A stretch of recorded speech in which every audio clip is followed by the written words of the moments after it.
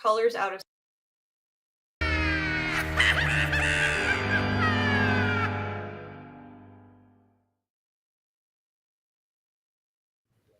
Greetings, everyone. Yes, it is Wednesday. Yes, it is time for the Witches Movie Coven.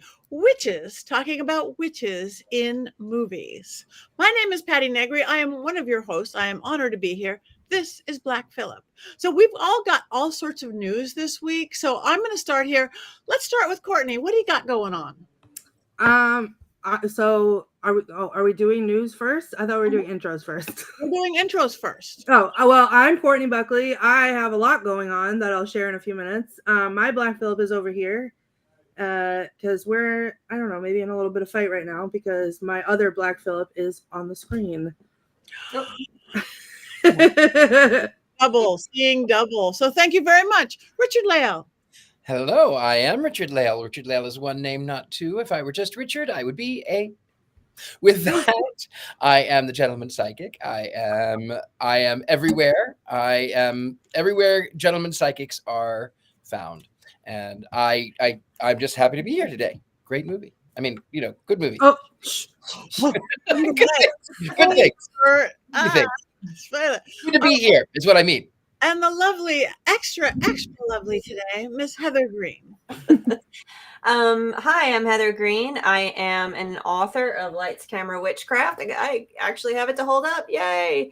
And I am also a journalist covering all things occult, as well as an editor at Llewellyn. And this weekend, we are hosting Mystic South in Atlanta, and there are still tickets available at the door. So you show up in Atlanta at the Crown Plaza Ravinia and come join 500, 600 of your best witchy and mystical friends for a weekend of fun. So come join us. And I'll talk more about that later, but that's what I've got going on this week. That's enough. Next year. I'm going to be there next year. Yay! Anyway, I have some really exciting news other than Black Phillip's eyes are going the wrong way. I'm proud to say a lifelong dream of mine, truly lifelong, since the 1980s when I discovered the craft. I discovered witchcraft through this little thing called Llewellyn. Scott Cunningham, my first leading into it. And for decades now, I've been saying I would nothing better in the world than to be a Llewellyn author. I am proud to announce as of today, I am a Llewellyn author. Thank you, Heather Green. Yay! It's called Dollcraft. It's about magical puppets and haunted dolls. It's going to be out next year, but you're going to be able to pre-order, and I am the happiest girl in the world. And Heather is going to be doing my foreword because we're haunted doll girls, if you haven't figured that out yet. And I could not be any happier. So dream come true. So thank you, Llewellyn. Congratulations. Congratulations, Patty. I'm giddy as a schoolgirl. But going back to things going on, something with last week or something, right, Courtney? What? Yes, something happened last week. So if anyone was watching with us last week, we had a little incident on the show, which may have seemed like nothing, but there's more to the story. So I think we have a clip of it for anyone who missed it. Who may or may not be a charlatan. Because in the course of it, yes, he does that sort of audience trick where he... What? That is only... Richard Lale! What did you do? I am telling you, we are summoning the spirits right now. We are summoning those spirits. God. So it should be noted that my pillow just kicked the bucket right over there. So it is, of course, Late Night with the Devil. So, yeah, anyone that knows me or watches Scared and Alone or has watched any interview I've ever given, I don't let the ghost come in my house. And the interesting part about this, I don't know if I can get the wide shot here, but the Richard Lale pillow that I have, and he sits behind me every week, was sitting on this brown package that I haven't opened yet. And this brown package was sent to me by none other than Dean Hagland, because it is his haunted Roomba that we all, there it is right there, that we all tease him about. I haven't opened it yet. And I had to send an apology text to Dean because I thought he was overreacting and being dramatic about it. And it wasn't really haunted until things started happening. And it's not even out of the package yet. So also Richard Lale saw what he said was like a light moving around me, which I brushed off and said, oh no, it's a bug. Apparently was not a bug. And then friend of the show, Tabitha Meadows, had a dream about me and posted it to my Facebook wall and was like, I need to make sure you're okay. It had to do with, you can go on my Facebook and see it. It had to do with like spiders biting me and that there was like venom stuck in my leg and whatever. So I reached out to her and I showed her the clip and I explained like, that's Dean's vacuum. And I feel really bad because I was not nice about it. And obviously it was real. And then she started picking up on, or she was telling me that she had picked up on like a female spirit who was trying to get into this box behind me, which, mind you, is dirty clothes. So if someone wants to do my laundry, have at it. But she said the interesting thing that was, it was like the person was in like black and white, like grayscale. And she had other little tidbits to share, like from that early 1900s, which there is supposedly a ghost in my house.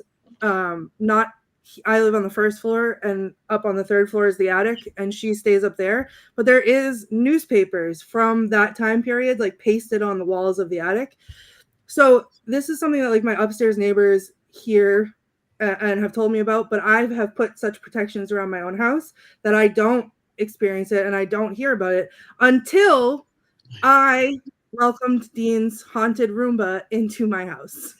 So someone might be getting a package because I don't know if it can stay here. And you haven't even opened it yet. You could cleanse it. You could smudge it. We could do it all on camera if you want. We could cleanse it.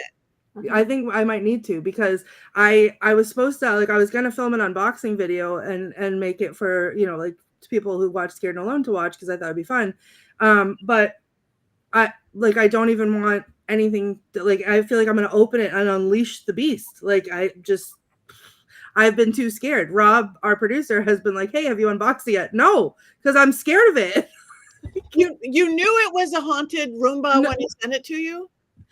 I knew that he thought it was haunted, but he is very scared of everything. And I thought he made it up. Well, I have to say, I was certain it was not a bug that was flying around because it was this sort of gray scale, and it would traverse all behind that painting, the two in between. It would go back and forth, and then it would come over to this side, and then it would go to this side, and it was like a flash. Yeah, thanks. Remember that back in the 80s, there was a demonic toaster, and the woman said she had the news media in, and the toast was burnt, and it would say "Hail Satan" on it. Mm-hmm. And then the news media said, well, why didn't you get rid of it? And she says, well, it makes really good toast. I think with you, I think you keep it, you use it. If the ghost wants to do your laundry and sweep your floors, have at it. I mean, if whatever ghost is here can somehow transport laundry into the washing machine, run it, and then switch it over to the dryer, you can stay. You can absolutely I won't even charge rent. Like, you can just stay. But how many haunted houses do you see that are clean? I mean, honestly, like mine was, but that was because I was living there. But like, how many like just ghosts living in a space? Do you ever see a clean haunted house? No, it could be the first of the kind. We could study it. Ghosts are typically slobs. They just are. That's what I blame my messy house on. But anyway, yeah. So now apparently I am a haunted object collector by accident because I didn't believe. It starts out with dolls. You're a doll collector. Now you're gonna have. Yeah. It starts with the dolls. I'm gonna have to like paint a Ouija board on my floor like I threatened to do to Dean and have Rosie ride it around my house and see what it wants. Oh, there you go. Perfect. All right.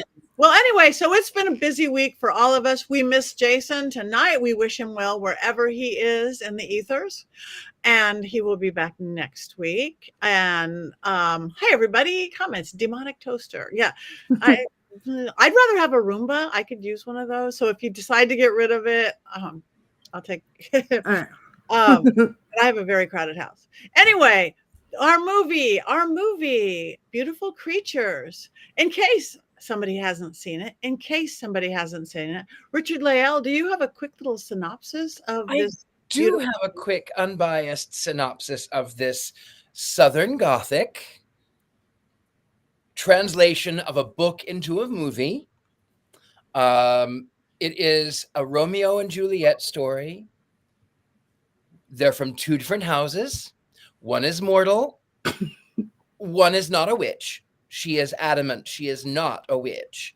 She's just a caster. She's a caster. She's a caster. And by caster, I mean, like spell caster, and not like a caster on the bottom of your sofa, the little wheel that moves things around. Anyway, so she moves to this little small town in South Carolina, and it's completely Southern. But she moves to this little town with her uncle. And in this, we find that she comes from a long line of people who don't use the term witch, but use the term caster, that there is some kind of curse. She falls in love with the obviously 16-year-old boy who is in no way a 30-year-old man. And even though she's 15 and in no way looks like she's 28. Anyway, she falls in love with this kid, and they're working to try to break the curse. But meanwhile, the cousin has come back into town, and the girl gets ousted from school. All of her energy happens, and she has almost a Carrie moment that they're trying to pray the demons out, and all of the windows in the school blow out. And the uncle then decides, they're having this meeting. So that the uncle says, I'm going to go to the meeting. I own the town. We're going to make certain that my niece stays in school. When he goes in, of course, it's in a church, and there is the very stereotypical Southern evangelical who is against Democrats and gays and atheists and all of that. But it turns out that it is actually, was it his sister? Anyway, it's the mother. I guess it would be the mother of the girl, and she's in disguise. So anyway, they fight. And should I, shouldn't I? How do I break this curse? They meet someone who has this book of spells, this library of spells from all over the world. And the uncle, by the way, is sort of an extra from Doctor Strange. He's very sort of Doctor Strange. He's sort of a good witch himself, but not a witch. And they're all trying to protect her, except for the bad people who are trying to not protect her, and they want to draw her into the dark.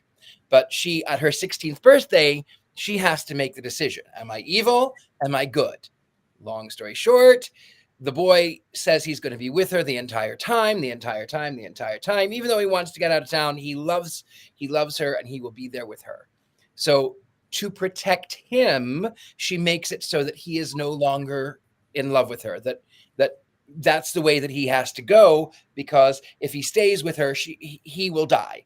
And there's more than one way for someone to die. And so she became dead to him. But it turns out that in the end, the evil mother, who was masquerading as the church woman, it turns out that she had sort of cast this love spell on this child, so he would shoot his best friend in a Civil War reenactment, and thus unleashing the ghost from the great-great-grandmother from the American Civil War, who lost someone who then became evil because she brought him back to life, and that's the one spell you're never supposed to do. I know it sounds confusing, but at the end, it said the only way that the curse could be broken is that if someone that you loved died, you use your power to kill someone that you loved. And it turns out that her uncle was masquerading as the boy in this sort of human skin disguise. I don't know how it works. I know that sounds creepy. She loves the boy. He ends up by going off to school to NYU.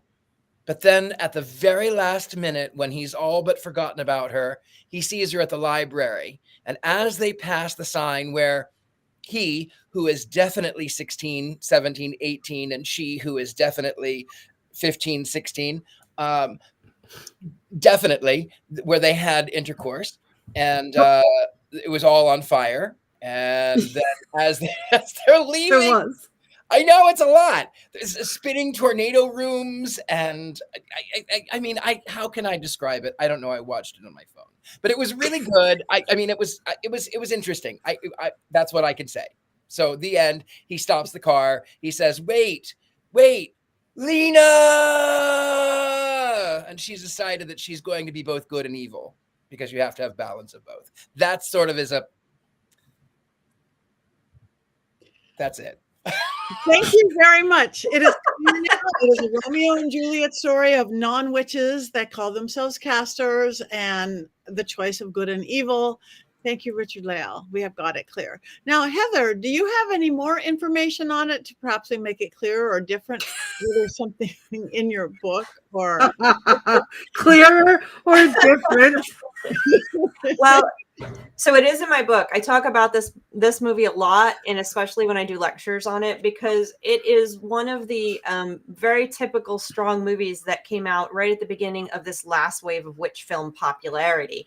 And it actually was the film that made me dust off the project that I had started years before. And then the project then was dusted off and turned into my book. So this movie has sort of a special place in my heart in that way. It really got my project going again. But I do have 5 things to know, and some of them are pretty interesting. The first thing, the first thing is going to be its origin, the original story.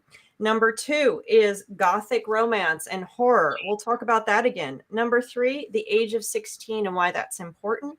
Number 4, are you a good witch or a bad witch? And number 5, the cast. There's some important, notable cast members and some interesting things, especially one that I want to highlight. So let's get started. Number 1, it is a book. It was originally a book. It was a series of 4 stories called The Caster Chronicles by, I can read my own handwriting, Cami Garcia and Margaret Stoll. I don't know how to pronounce her last name. They both have written a number of other types of books. This is what they're most known for. This was the first of the series of 4. There are then a bunch of short stories. The second 3 the rest of the movies were not. The rest of the books were not made into movies, and that's probably because this one bombed so bad. Number 2, let's go to Gothic romance. Oh, and just so you know, the book came out in 2009, the movie's 2013, so there wasn't that much of a difference, but it was extremely popular at the time. Now, Gothic romance and horror. Of course, this was, which everybody might already know, this was the Twilight era. So of course, that was why they picked up this particular property, because they're like, well, Twilight was really popular. Let's make a Twilight type of Gothic romance about witches. And so here we have beautiful creatures. So that was really probably the impetus to do this. And as I said, it did not do well. It cost $60 million, and it didn't actually go above 60 million until recently. In its opening, it only made $7.5 million. So it really has been a giant flop. So that is that was that. But this was Twilight. Twilight was so popular. We had a huge number of vampire movies. We had lots of Gothic stuff. This was part of that rollout. It was also part of the beginning of the witchcraft interest in witchcraft, as I said, and a lot of the witch movies at this time were fairy tale related, and they had a lot of Gothic. And what is Gothic horror? Of course, we have the Southern theme, which is often found in Gothic romance. You have a girl that is fighting between what she wants and what the society wants of her. You have old houses, you have lots of woods and nature. You have a spooky Edgar Allan Poe mood. These are things. Supernatural is very common. Distressed heroine, as I said, typically some kind of fallen angel. Usually the heroine or hero is not exactly perfect. They usually have some sordid past or some weird something tweak about them. It all fits very nicely into this. Is very much a teen, a young adult gothic romance, and I wouldn't call it horror. It's gothic romance. And the South Carolina Southern aesthetic works brilliantly in most of these. Think Midnight in the Garden of Good and Evil. I always like to use that as the example. So let's get to number 3. Why the age of 16? Now, so in this movie, the age of 16 is when she will be chosen for good or evil. That is what is happening here. Will she be good or bad? And I'll talk about that in a second, but it's the age of 16 that this is going to be happening. Think of your fairy tales now. Think of The Little Mermaid. Think of Sabrina, and not a fairy tale. It's always the age of 16, not only in witch movies when young teenagers are coming of age, but also in a lot of movies about teenage girls. That seems to be the chosen, whether it's Western society, folk tales, fairy tales, it's the chosen age when a girl starts to become a woman or becomes a woman or starts to realize her power in witch movies. And that's very, very common. And we have it here right before our very eyes. And that leads me to, are you a good witch or a bad witch? So in this scenario, in this narrative, witches are chosen at the age of 16 to be good or bad. And that's a really interesting dichotomy, because in most witch films prior to this, a witch is either good or bad. You can be a good witch or you can be a bad witch, and you can see that binary throughout. During the 2010s, when you start to get witch films, we start to see that breakdown. Sabrina, The Chilling Adventures of Sabrina is one of the most brilliant breakdowns of morality and ethics, where it goes in all different ways. This is a great sign at the beginning of it. It is, she's struggling with, oh my goodness, I could be bad. Do I want to be good? Maybe I'm bad. She's going through this, and really you see the family of witches who are all good and bad. Each of them are part of the binary. But at the end of the movie, it says she is chosen both for good. Her eyes are one of each color. And she exemplifies that we are all bad and good. How you use your magic is really what defines you, and defines you as a magician, defines you as a person. This is not only a difference in how witchcraft and witches are represented. I don't care. They say casters, we're saying witches. But it's also it's also the beginnings of this change in the way these type of things are presented ethically and morally. So it's a sign of the times in essence, and that's a brilliant thing. And so the last thing I'm going to go to is this cast, because we have some heavy hitters like Jeremy Irons. I noticed a couple of people have mentioned him. I always love Jeremy Irons. Emma Thompson. I also always love Emma Thompson. She is the mom, Seraphine, and the Christian church lady. We also have Emma Rosen, who is Ridley. She was Christine in Phantom of the Opera. She's a singer. You can watch her songs. You can watch her videos online. You have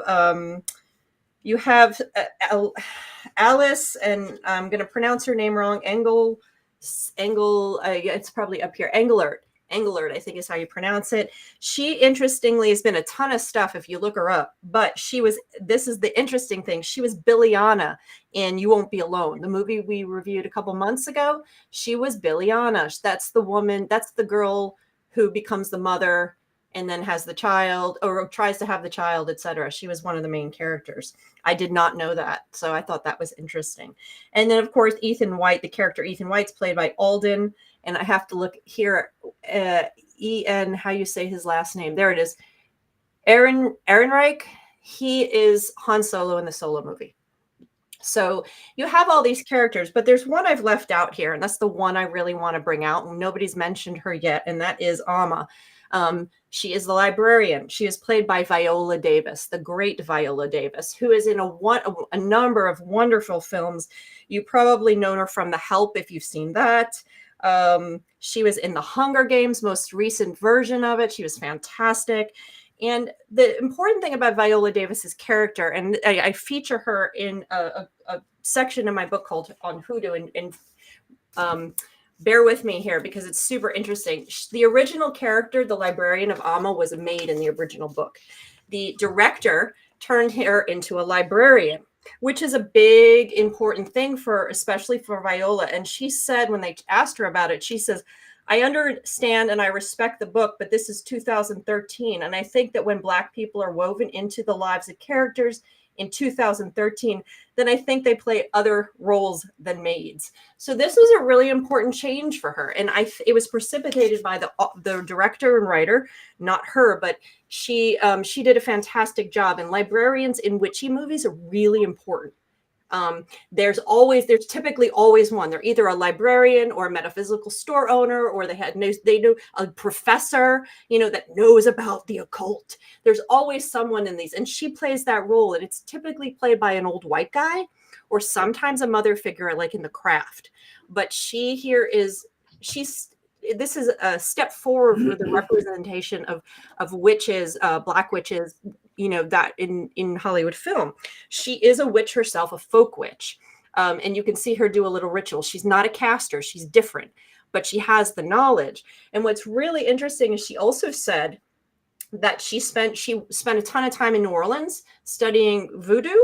And also she said, I did also research on the Yoruba tradition in Nigeria, because they do a lot of meditation and channeling. She did a ton of research on hoodoo as well. And she's not really characterized as not at all as a voodoo practitioner, not really a hoodoo practitioner, but it's really one of the first movies where you start to see the representation of something other than Wicca and satanic witchcraft and fantasy witchcraft. Now you're starting to see the folk witchcraft in a very positive way. It's just subtle and small in here, but it's there. And it's a really nice, I think it's a really nice characterization. I like what they did with that character. I'm not supposed to be giving opinions. Sorry, I didn't give that opinion. You didn't hear it. But that is some really interesting stuff about this movie. And I'm going to tell my opinion later. So okay. I will shut up now. Thank you. That is beautiful. And I did not know all of that. And Jeremy Irons was great. They were all great. Viola was great. Jeremy, the casting was great. The kids might have been a little old. And they were definitely not 15 and 17. And more than anything else, not even how they looked, but they were too clever. And I don't remember being that clever and witty at 15, no. 16, that quick on a thing. I mean, you might have had it in you, but it was slower coming out. But I'll go next. I enjoyed it. I enjoyed the heck out of it. I do like Gothic, and I do like that whole Southern setup because it's so foreign to me. This little West Coast girl, that is another planet to me, and to see that whole Bible Belt thing. So I enjoyed it. I saw many flaws in it as a movie. I even got bored at one point, just a little tiny point. But it held me, and the love story held me, and the magic held me. And I love the house. That old scary house on the outside. Then you walk in and it's like, what? And it changes with the seasons. It changes with the equinox and the Sabbats and everything. It's like, wow, I want that house. So, and again, the magic that they did in the spinning and the tables and this and that, I thought was really fun. Fantasy and Gothic and love story. So it was a good choice. If this was your choice, Heather, I really enjoyed this one. Yay. Courtney. So when it first started, was like, oh, Twilight. I could get into this because, as I have unashamedly admitted, I love Twilight. It is what it is. Nobody's perfect. Yeah, nobody's perfect. Listen, I love it because in the same way I love The Killing Tree because it's so bad I just can't stop watching it. Anyway, I admit it's terrible. This movie, I feel like if I had watched it when I was in the mood for a movie, I've never seen it before today, but if I had chosen this movie when I was sitting down on the couch with a bowl of popcorn on like a rainy fall day and I had nothing to do and I just was flipping through and trying to find something to watch and it caught my attention and I sat and I watched it, I would have loved it. But I was watching it on a deadline, under pressure, with 18,000 other things to do, and it could not hold my attention. I caught parts of it, like I was paying attention to parts of it, but then it would lose me, and I had no idea what was going on. And then something insane would happen, and then I'd be like, "Oh wait, well, what did I miss?" And I'd be watching it, like the doing it with the fire, like that was incredible. And the house, which I did not like. I want it to be a spooky old house like it looks on the outside because that's who I am as a person. But I feel like I would have loved it. So I'm gonna go with Heather's tried and true. I didn't mind it. Yeah. Well, I just want to say that house being this weird modern thing. I'm not a modern thing. I want Richard Lael to do my house. I'm an antique girl, but there was something so odd about that. I just loved it with that staircase. Okay, for me, it was like so just like gothic, witchy, whatever, and then all of a sudden like sci-fi. And it was just jarring in a way that like I was like, oh no, I'm out of it now. Stop doing that. But I did love when they walked in and it was like fall and like with the leaves, whatever. That was kind of interesting. Or like when they went into the dining room, that was the tornado room for whatever reason. And like that was pretty and that was cool. But it was that walking into that like weird staircase and like nothing that I was like, is this a spaceship? Like, are we witches in space? Like, what are we doing? And I think that's a movie, Witches in Space. Oh boy, should be Pigs in Space. That's a Muppet thing. Okay. Oh right. Well, I thought the film was beautiful. It was beautiful. I mean, the CGI mid 2000s was a little bit cheesy at points, but one of the things that really got me was what I preach as much as one can. He in the fight, he says, the kid says to her that I tell you these things because I love you. And, you can use your power on me, but real people, they have emotions. And then she, in sort of her response is she learns to accept both sides. And, I think that really you have to have both light and dark. If you have only light or only dark, you're not balanced. I like to tell people that unlike other psychic mediums here in New Orleans who are all love and light or doom and gloom, I am a happy medium. And it's funny, ha ha ha, I say those things, but where I really sort of get my energy, my motivation is as an artist. People would come into my art shows and these are just some of my art, but they would come into the art shows and they would think that it would be architectural. They would think it would be bronze or metal, but it was because I knew where the light was and I knew where the shadow would follow. And you have to have both. Otherwise you are really just lost. So I liked the moral lessons that it had. Well, for every time that I hex Jason Mankey, I also send positive vibes to someone who needs them. So I'm right there with you. It's all about balance.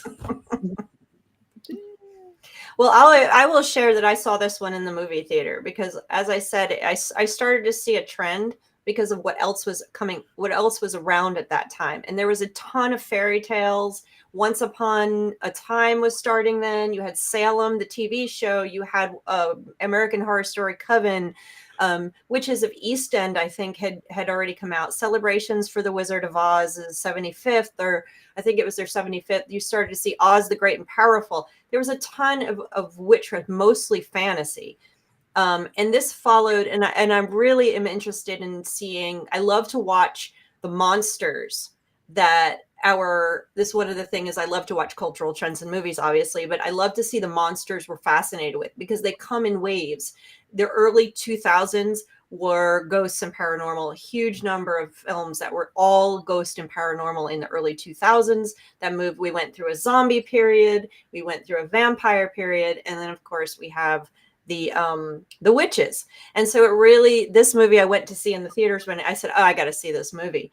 So I watched it. I loved it because I love that gothic aesthetic. I love the magic. And someone put it up in the thing, Southern trees are magical. And I responded back, and I know Richard Lale, you could do this in a heartbeat because you're on the coast, the coastal South, and the trees in the coastal South, the live oaks whose branches just droop down to the ground with the Spanish moss. If you can find a street in the South with some old houses on it in Charleston or Savannah, and even in northern Florida, New Orleans, and you can find a street like that with those live oaks and that Spanish moss, go out there at twilight, go out there in the early morning, late at night when the sun is setting. It is one of the most the trees sparkle. They emanate they emanate the history of the land. You talking about land magic and land spirits. Those trees are just loving on it. So I love that. I love that. And so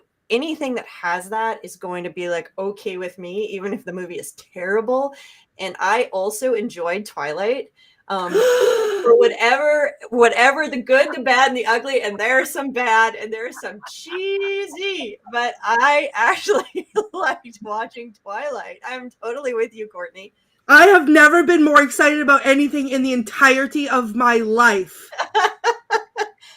We binge watched them all as a family.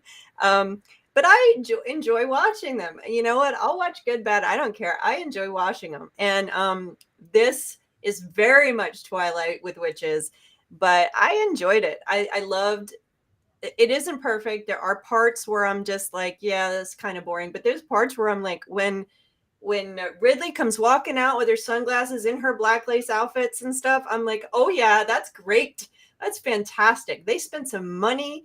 All that 60 million was spent on costuming and all of the aesthetics. And so I enjoyed it. I said, this is super fun. And then adding the pieces with Amma and her character was fascinating for my work. So I don't know. People need to give it a second chance. I just want to piggyback on that. The costuming was so gorgeous. The only thing that I the only costume I really didn't like I really hated. So Which one? It shows the great grandmother in the Civil War, and her beau dies shot by a Union soldier. And then, of course, she transforms into this haggard witch, and she goes from a very antebellum 1860s dress, like full dress, into this sort of mid-teen 2000s, like scary, destructed prom dress. And I really hated that dress. I missed that. I will say Ridley, like every time Ridley was on the screen, I was like, I stopped what I was doing and I was like, all hail, because I have a huge girl crush on her. And as soon as I figured out that she was also Fiona in Shameless, I thought I was going to pass out. And so I had to like just mark every movement that she made because she was a queen in this movie. Mm-hmm. Yes. And Jeremy Irons, his outfits, everything. And I think that my least favorite character in this one, or my least favorite acting job in this one, was Emma Thompson, which is really sad to say because I really like Emma Thompson in most things she does. But I felt that this was, although she does the church lady thing really well, at times it just felt a little bit over the top for me. I felt she could scale back a little bit on it, but that would be one of my, there's places like that where the movies are just trying too hard a little bit. And I think maybe that's what people reacted to badly because it was a little bit too much. They could have toned the whole thing down, and maybe it would have worked a little bit better. I did not read the original book. I do have a copy of it because I had to reference some things in it, but I did not read the full book. So I don't know how how it worked with the original. I don't know if we have a coven member here in the chat that actually read the original stories. So chime in if you did. I loved, however, Emma Thompson when she's playing the church lady this entire time, and she sort of is inhabiting this body, and in her reveal, she rips the cross off. And that, to me, actually mirrors something that I did. Long story short, I was 25. I'd moved to Vegas. My father had just passed away, which, by the way, my family practiced folk magic, but would never have been called witches. That they would have been mortified to have been called a witch. They would have been, that was not what they were, but they just knew things and they would make things happen. I digress. So I was living in Vegas. I was 25 years old. And this is sort of my deconversion story. I wasn't 16, but I was a hairdresser, and I had gotten a job. I'd gotten a job in retail. So while I was waiting for my license to transfer, and I didn't really know where I was, and mobile phones were really not so good in those days. They were just not. You could call, and that was about it. But payday was a couple of days away, and I got on the bus to get home, and I didn't know where I was. And so I thought, okay, well, I'll get off the bus here. And you know what? Sometimes I hide money from myself, like in my wallet, so that in case I always have a little mad money. And I opened my wallet, and there in the back behind my driver's license was a 20 note. And I thought, this is great. I'll go in, I'll charge my phone, I'll call my flatmate, see exactly where I am. I will get a quick bite, and then I'll get back on a bus and I'll get some change. It'll be great. So I go up to the counter and I take that 20 out, and it all came rushing back to me. It was one of those Christian tracts, and I opened it up and it said, "Disappointed?" Imagine how disappointed Jesus is. And I was so devastated, because at this point, even though, I was still questioning my Christian upbringing, I was a Sunday school teacher, and I was the choir director, and I was a youth sponsor, and I would exhaust myself dancing in the ballet like 30 hours a week, and going to school 40 hours a week, and working 20 hours a week, and then making time to go to church every Sunday twice, and on Wednesday every week. And I was so broken by the fact that I remembered that I put that little thing in my wallet because I thought it was funny. And I went back out to the bus stop where I had gotten off, and I sighed, and I felt that there was a cross I had worn since I was 15. I bought it when I was 15. And suddenly that cross weighed 1,000 pounds. And I ripped that cross off and I threw it in the gutter, and I said, the Bible says the just shall not go hungry. And of all of the tithes that I paid and all of the time that I spent, you couldn't even give me $20.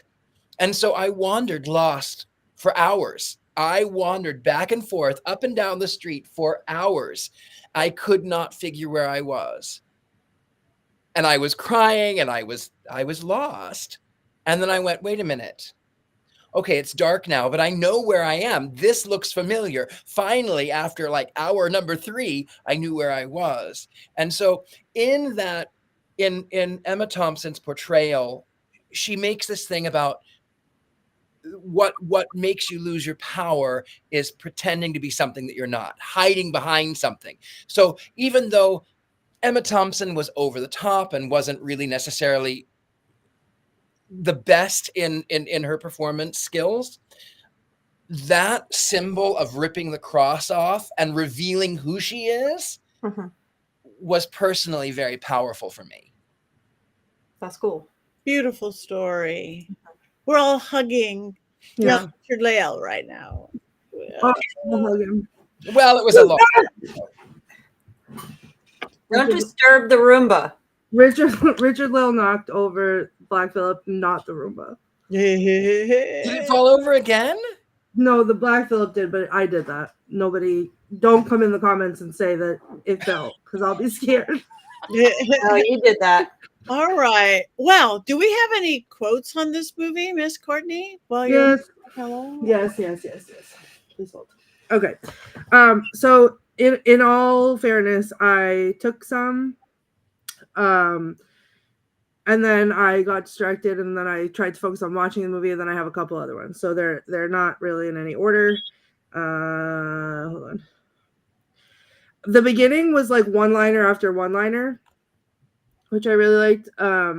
Whatever his name is, the boy, Ethan, I think, was talking, and he said, "I start junior year tomorrow. Insanity is inevitable."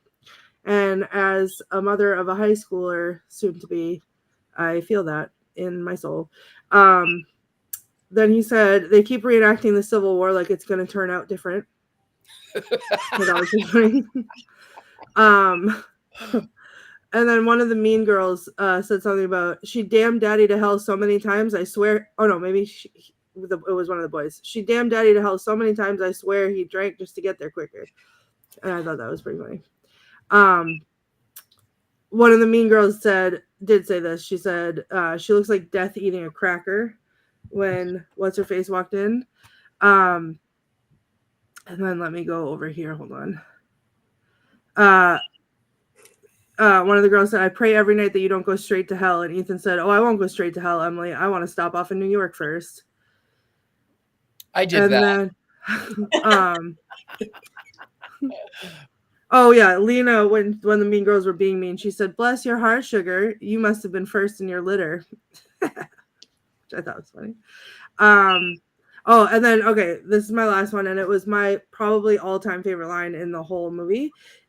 Ethan, when she was like looking through the book and trying to figure out the book, Ethan said, "Don't worry, you'll find it. Just look under how not to turn into your mother." And I was like, so It's funny. those are my quotes. Thank you. All right. I guess we have one thing to do yet, and that is to vote. Everybody, looks like a lot of people. Up. Yay. Okay, all you people in the chat room, one's up, one's down, one's in the middle, one's up or one's down. Look at this. How often are we unanimous on this? But to be fair, Mr. Mankey is not here today. Not in physical form. That is true. We don't know how he would vote, so we aren't getting. I'm not seeing the. Oh, there we go. Now we're starting to see some. Okay. One's up. Mary Jane, one's up. Absolutely, one's up. One's uppity up. Oh, good. One's up and horns up. One's up. God bless your heart, sugar. Up for me, one's up. Okay, it's an up. We've got one neutral, no down, and fascinating, considering the movie gets like 3 stars and is pretty much bombed, and here we are defying the odds. Well, to be fair, it's terrible, but it gives Twilight vibe. Oh, you know what it did remind me of too? It reminded me of if Twilight and that other movie that we watched that one time that was surprisingly cute, The Last Keepers. Covenant? Well, The Last Keepers. The Covenant does this. Tried to do the same thing in a different way. The Covenant did it in a different way that was better, but oh well, I know about that. It was more fun to look at. The Last Keepers. The Last Keepers.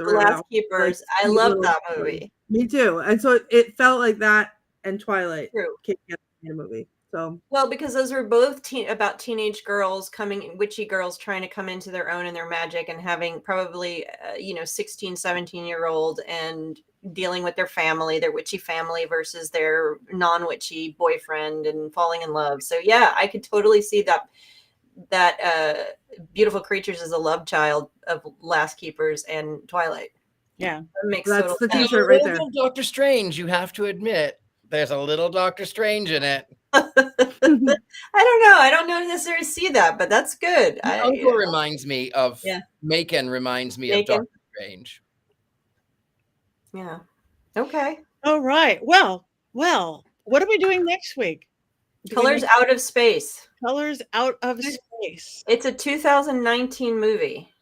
Is it about outer space? Because that's what it sounds like. Alien. There you go. You remember, Patty? One. Yeah, that's my friend's. That's Scarlett's movie. We should maybe the girl who wrote it. Should we have her guest? She's great. That'd be wonderful. Yes. Yeah. Okay. It's some kind of sci-fi. I have not seen it, so I'm looking forward to watching it, Patty. I can't wait. Me too. I hope we can find a place to do it. But yeah, if it's okay with the coven, we could have a guest, the girl who wrote it. Yes. One of my dear workout buddies, Hollywood neighbors. Witch. Oh, she's a witch, by the way. She's definitively a witch. What is it called? One more time. Colors Out of Space. Oh, I'm so excited now. I can put it. I'll put it in the chat too, so everyone can see it spelled out. Colors Out of Space. Oops. It might be weird, but what have we? I mean, we've seen a lot of weird. So. Okay. There you go. Yeah. Oh, okay. Do we have? Do we have a movie minute? Did anybody? No, Jason, Richard Leal. Did you not this week? Okay. Oh, that was Richard Leal. So no movie minute. So that's what we're just going to sit here and stare at the camera for a while. We have lots of things to talk about. I can mention something else about the movie if we want to talk about that. Because we can only cackle for so long. Oh, yeah. Please don't make us cackle for 10 minutes. For 10 minutes. We tried that once and it was terrible. Yeah, let's not cackle for 10 minutes. So the other thing someone brought up, which I was going to bring up, but we kind of got off, is that this is a movie about that pits a teenage daughter against her mother. And I know someone else brought that up in the chat, and I think someone mentioned it where we're talking offhand, but that's another typical fairy tale thing you see. Think about Snow White, think about Cinderella, very classic fairy tales pit the mother, usually a mother witch, magical witch. And it's another thread that runs through my book is this, is that adult mother, not an old lady, but an adult mother, a mature woman pitted against the teenage girl who's now coming of age and is threatening. So you see a lot of this fairy tale stuff going through Beautiful Creatures, like the age of 16 and all this. Even Emma Thompson says something along the lines of, do you know how hard it is to give birth to someone who is a more perfect version of you, who's younger and has all of the possibilities? So you're absolutely right. It is that thread. They brought that into Mirror, Mirror on the Wall. Who's the fairest? Oh, she's the fairest. Well, let me go kill her. I mean, that's right out of fairy tales. And it's this pitting of women against girls. And I won't get on my feminist soapbox about how problematic that's been for women through the centuries in harming our culture and our girls. So that is something that Beautiful Creatures has. It really, I think the original novelist really pulled a lot from fairy tales. And that's another reason this movie was made at this time. Again, everybody remembers all the fairy tale shows that were coming out. I bet we have people that watched Once Upon a Time and all the witchcraft, all the Wizard of Oz stuff, Oz the Great and Powerful, which I don't think we've reviewed that yet here. But that's another piece of this that's really interesting that I was going to bring up. And we could also watch The Witch Who Came from the Sea, just because nobody brought that up. Imagine if we went one episode without reliving my trauma. Well, oh wait, we don't ever. You're gonna get cursed, Richard Leal. That and Killing Tree have already been mentioned. Somebody has to get cursed because Mr. Mankey's not here. But I'm not the one with the haunted Roomba, just so you know. I live in a haunted house. Are you kidding? I don't vacuum. Somebody needs to call attention to it. It's just existing over here. I'm giving it its screen time. I don't know what else it wants. It wants to be open. Maybe it wants to be opened. It wants to be opened. Should I open it now? Yeah. Let's see what the coven in the chat says. Whoa. Should it All be right. opened? Hold on. And Someone in the do this chat one. would like to see the I'm haunted going- Roomba. looking out. Mess up my house. Oh, here we go. Don't block your eyes for a minute. Hold on. Oh no, everything's falling. This was such a little puzzle. Okay, hold on. All right. Wow, that's a big Roomba. Yeah, it's so heavy. Oh my god. Unboxing. We should go viral just with this. I don't want to do it. Okay.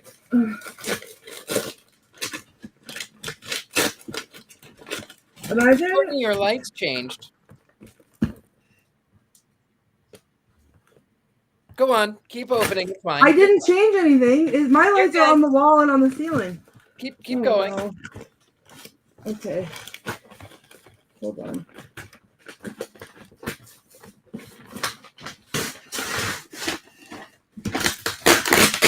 Alright, I'm just taking. We could I do tried- podcast MR and an unboxing. I just wanted to take off the parts that had our addresses on it so that I didn't accidentally show everyone an address. Okay, here we go. It's in its box. Roombas are pretty big. Yeah. There it is. Oh my god! There's a message on it from Dave. It's haunted. Good luck. Oh no! Oh, You don't have to take it out of the box. You just needed to unwrap it. yeah. Everyone in the comments, calm down and do not be wishing that everything's falling down because I can't. I'm getting very hot. I'm sweating profusely now. Oh my god, I didn't know he wrote on it. Okay, well, allow this to be my formal apology. I did text an apology, but allow this to be my formal apology because every single time that Dean made jokes about this, I did not believe him. I thought he was just being dramatic, and I made jokes and I laughed at his pain. And now I believe him, and I'm very sorry. You told the truth. I was wrong. You were right. It is haunted, and now it's here at my house, and I need all the luck I can get. I can't wait to hear the stories. I know. I want to see it turning itself on at 3 a.m. and driving around your house all by itself. No thanks. I feel like what's going to happen is we're going to do the cackle in a minute, and I will not be the only one cackling in this room. And we're practicing early. That's what I'm afraid of. Before we cackle, can I give it just one more shout out about Mystic South? Please, please. Mystic South, everyone's starting to gather Thursday, which is tomorrow, and then of course we will start our programming on. Well, some of it goes Thursday night, and then we go Friday through Sunday, and I will be doing a haunted doll workshop. I may say something about Patty's book. I may not. We'll see. And I'm also doing one to talk about what exactly is a witch, looking back at history to see what the word actually means. Hint, hint, a rebel. And then we have lots of great stuff coming. So again, if you can get to the Atlanta area, we do sell tickets at the door. We love having the more the merrier. Lots of witchy, mystical, bruja, Satanists, all the folks. Come on down.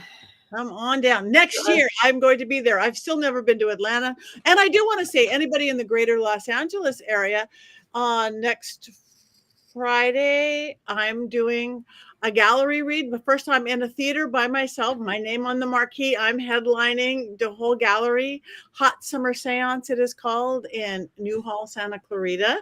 I'm really scared. And usually when I'm really scared, things go really well. So come on down. Come on down. We have a few seats left.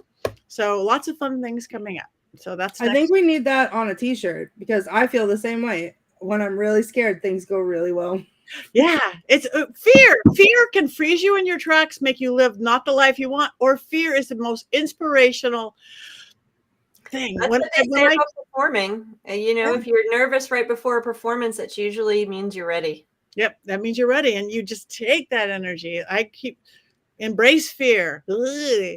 Let's put you in another dark house there, Courtney. You And can Lake start Lanier. wearing Roomba. I'm bringing the Roomba with me. Anyway, it is that time. Again, this was one of our first unanimous, because not a single no, there was just one neutral. So on this beautiful little film, Beautiful Creatures. So we want to thank everybody for coming. Come next week. Oh, I hope so. I'm here next week. I think I should be. Friend's movie. This is your friend's movie. Is my friend's movie. Well, what's next week? Oh, I'm filming, but we will be done by then. Yay. I know we'll be done by then. Oh no. Philip just got a hole under his arm. In his butt? No, under his arm. No, her goat is more modest than yours, dear. Yeah. Well, we can't all be like he lifted his leg too high. Anyway, yet I digress. 1, 2. You guys have to do it too in the chat.